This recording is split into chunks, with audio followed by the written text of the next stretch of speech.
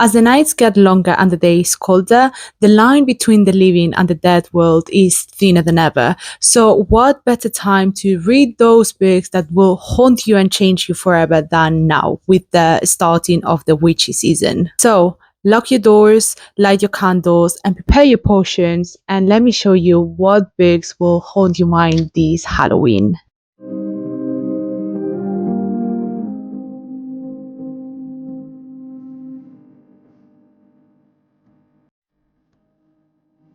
Welcome back, my gorgeous viewers and readers. I hope your weekend was filled with browning, falling leaves, and monsters who haunt every aspect of your soul.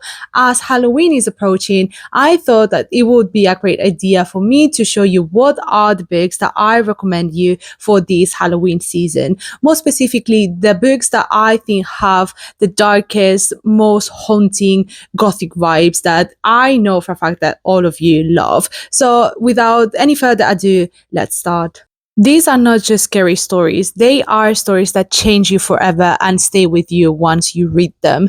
They are the stories that slowly crawl into your bed. They whisper things in the dark and make you wonder if the monster is outside or inside yourself. And talking about monsters, if you have been following me for a while, you know which book is coming first, and it's Frankenstein by Mary Shelley.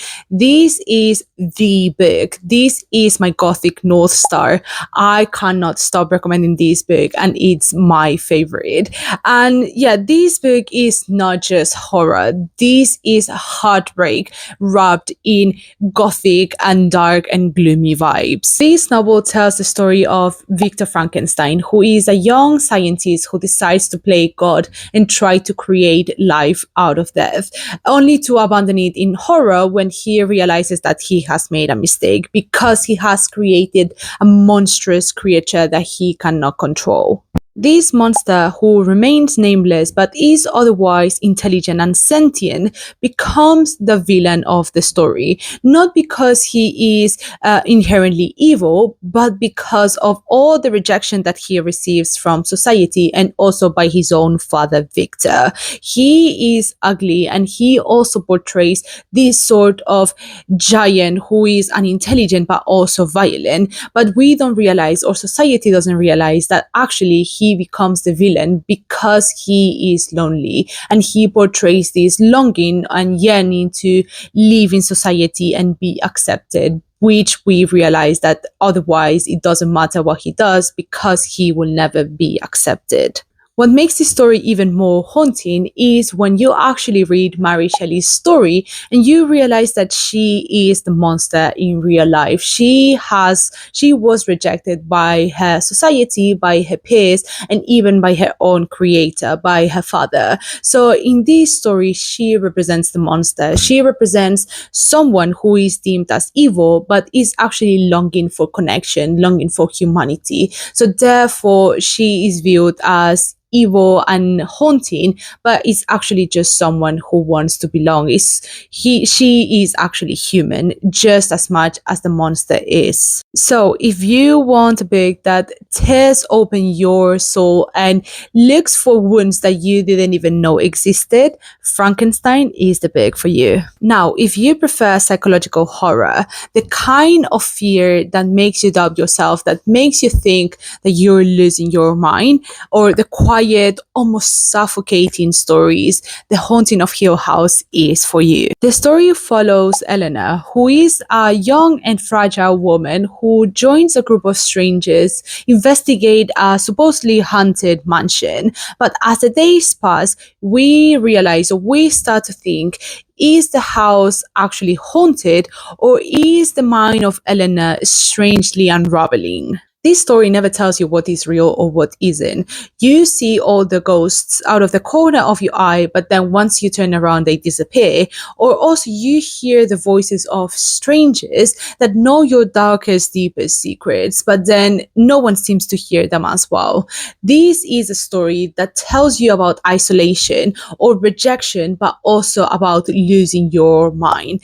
This is a story that will definitely make you look back to see if there's someone else in the room with you. Talking about losing your marbles, I could not do a Halloween recommendation without talking about Bunny. This book is chaotic, grotesque, but also absolutely delicious. It follows Samantha, who is a student at an elite writing program, who also feels like an outsider because her own classmates are these wannabe mean girls or extremely popular and conventionally attractive girls who seem to be the complete opposite of her. That is until she is invited to one of these events, or soirees as they call them, and she realizes very quickly that she has way more in common than what she actually initially thought, and then also becomes part of the clique and becomes a bunny, as they call each other. And then from then onwards,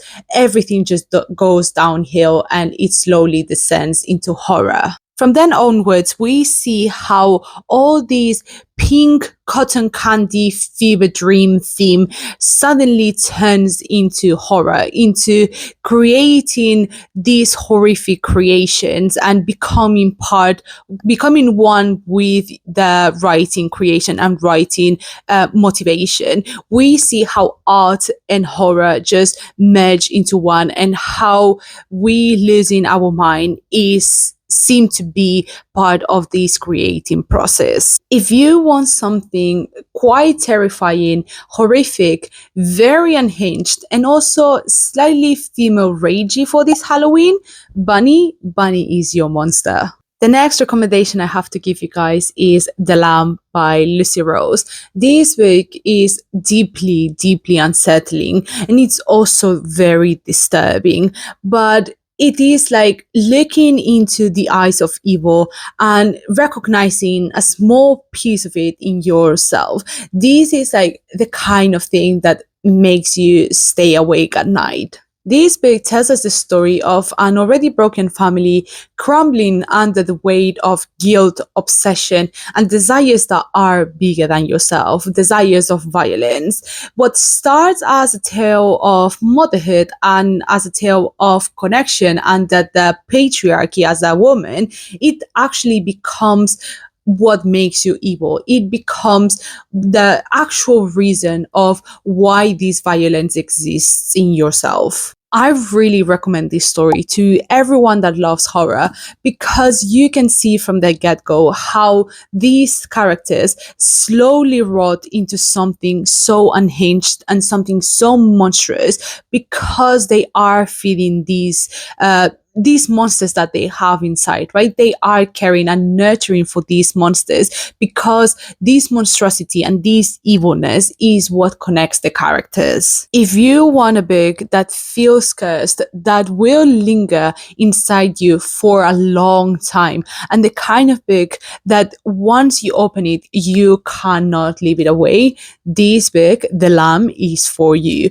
But just to let you know, this book will consume you. This book will make you different. It will leave an imprint of evilness inside you. And last but definitely not least, Dracula, because what would Halloween be without vampires? And also, what would horror be without the biggest, most famous creature of all, Dracula? This book is one of the Gothic blueprints, because we have everything that Gothic demands. We have lust, religion, power, haunting creatures and haunting monsters that will follow us for the rest of our lives and will make us change. This is what Gothic represents. The story follows Jonathan Harker, who is a young solicitor who is sent to Romania to help one of the firm's oldest clients, Count Dracula. But what Jonathan doesn't realize is that Count Dracula has other ideas. Not only he wants to get a house in London, but also he wants to get much more from him, but also from his group of friends. This story is so haunting, not because of the monsters or because of the vampires, but because of what it represents in society. This sense of extreme temptation, of desire, of lust, but also this immense fear of losing control and not becoming like yourself. is an intense critique to Victorian society, because all these religious ideals and all this morality that Victorian society had severely critiqued the desire to be oneself or the desire to have freedom.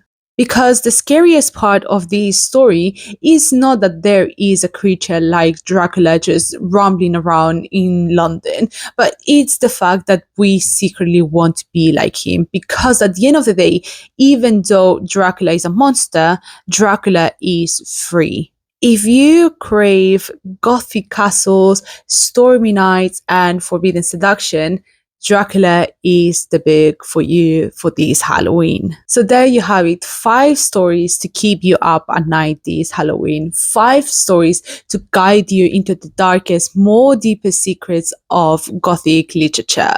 Because the scariest stories are not the ones that have the biggest monsters or the most terrifying creatures. They are the ones that lurk in the dark, that show us what is the evil within us and makes us recognize it and show a mirror to ourselves and to society. So here is my initial book recommendation for this Halloween, just so you get a little bit used to horror. Please let me know if you would like some more recommendations. Obviously, I have tons, taking into account that I specialize in Gothic and horror literature, or that is actually my jam, as some people would say.